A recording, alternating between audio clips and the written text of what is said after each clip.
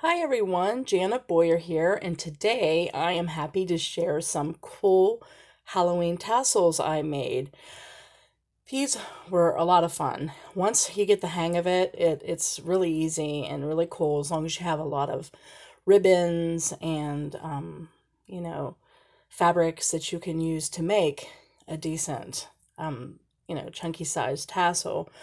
Now, as I've said before, I don't do tutorials on this channel because I cuss. If I get frustrated, plus, it'd be very hard for me to create through looking through a camera. So I'll try to find the tutorial that I used and link it down below for you so you guys can learn how to do it too if you want. And so here's the first one. They're each different. And so you could put a lobster clasp through this, and you can use this for junk journal tassel. You can use it spine jewelry. You can turn it into a bookmark. You could actually hook it onto a necklace, your rear view mirror, if that's legal. Um, you can hang it, in your house for decoration. I mean, there's a lot of things you can do with these tassels. In this one, I used a pumpkin bead. And this one is a combination of orange, black, and white for Halloween. Isn't that pretty?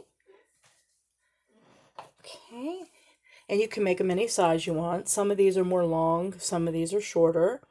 This one I made into a double pumpkin with two smaller pumpkin beads and a cool black rondelle. Almost looks like a little collar.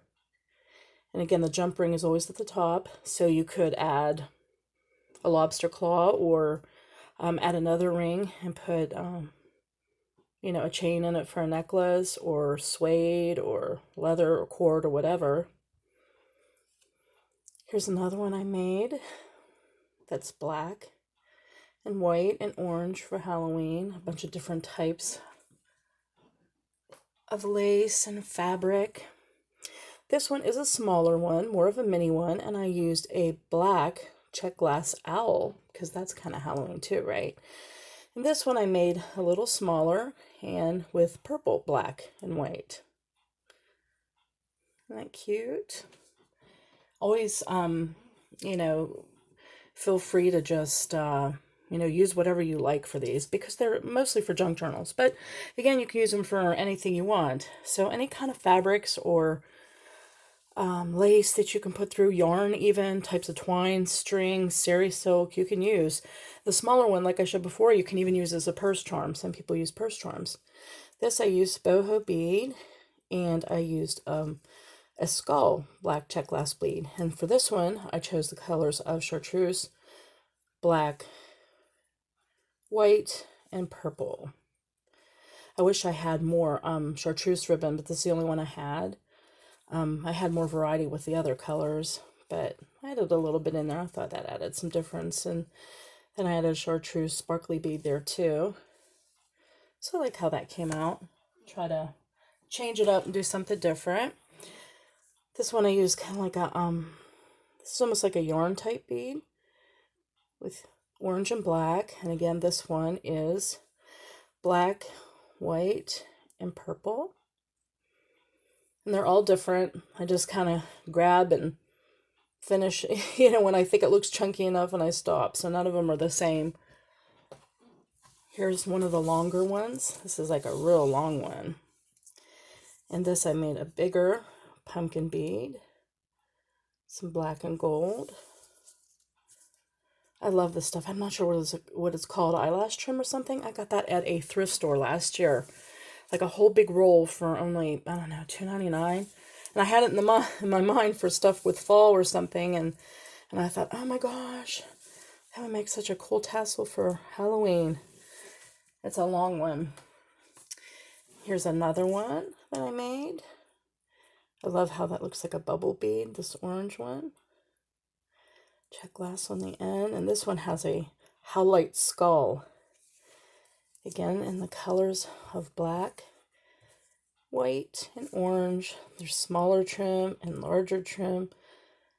Just all different. I love using a bunch of different things so, the eye can look at it and go ooh and ah. And lastly, another skull one.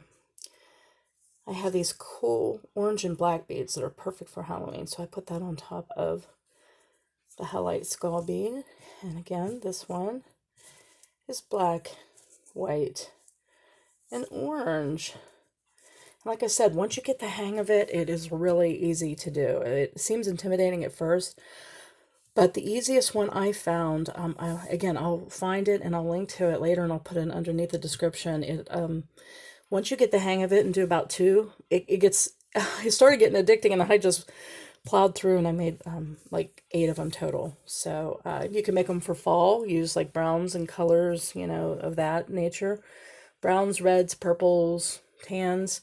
Christmas time, you can make them red, green, gold, silver, or more winter Yule, Then there's always like the silver blues and stuff. Use straight boho where you mix your colors. So they're really fun to play with. If you like any of these, I'm going to be putting them up on my Shea Boyer Etsy shop. It's CHEZBOYER.etsy.com. And I hope you were inspired, and I hope you're enjoying creating for fall and Halloween. And I'll see you next time. Bye-bye.